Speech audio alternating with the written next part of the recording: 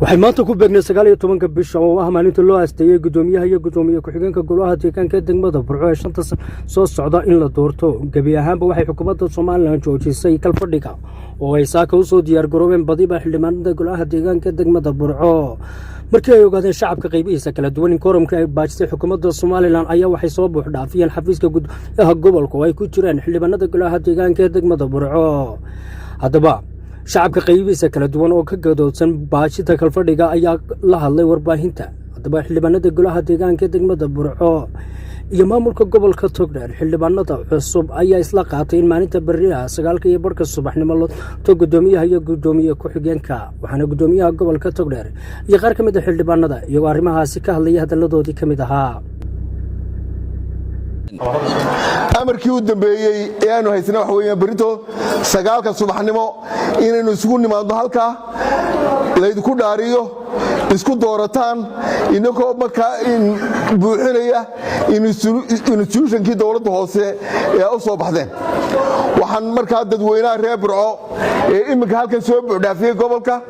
iyo xildhibaanadiina iyo saddexda xisbi qaran ba u sheegaya in hawshaas xagga xukuumad ahaan ay naga soo urursan tahay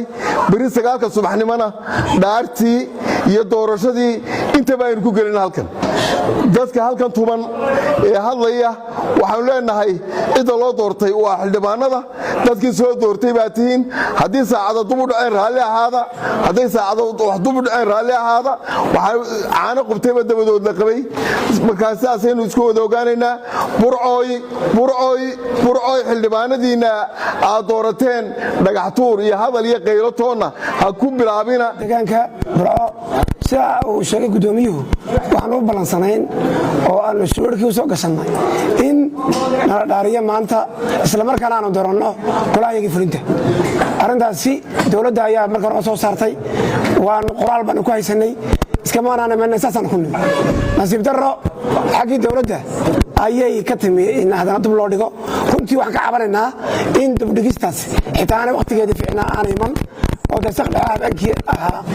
baa ku tiri ku taana la isla yimi waxaan leenahay annagu haday wax dib loo dhigo yaadan dib loo dhigin bad noo diyaarsan oo wanaagsan oo isku kalsoon baan nahay waxaan dadweynaha doonayna inuu sheegno annagu waan tusanay markii gudoomiyaha arintan noo sheegay waxaan ku heshiinay inaanu aanan dawladda ka horiman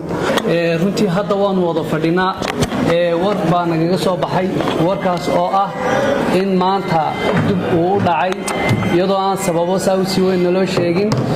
runtii taasna waxay keentay annagoo ilaalinayna oo markii horeba nalaga filayay inaanu ahayn rajadii shacabka oo dhalinyartii u soo kortay dalka dhalinyartii wax badan laga doonayay inay dalka ka qabato dhalinyartii la doonayay in isbeddel iyo horumar keento runtii waxaanu qaadanay go'aanka ah inaanu ilaalino sumcadda degmada inaanu ilaalino sharafta uu gobolku ku leeyahay waa markii uu horeysay ee xukuumadda Soomaaliland ay baajiso kalfadhi loogu talagalay 19 bisha iyadoo go'aanka markii ugu horeysay ay xukuumadda Soomaaliland soo saartay waa Saciid Al Cusmaan Xalays telefishinka caalamiga ee Gobonimo magaalada Burco ee xarunta gobolka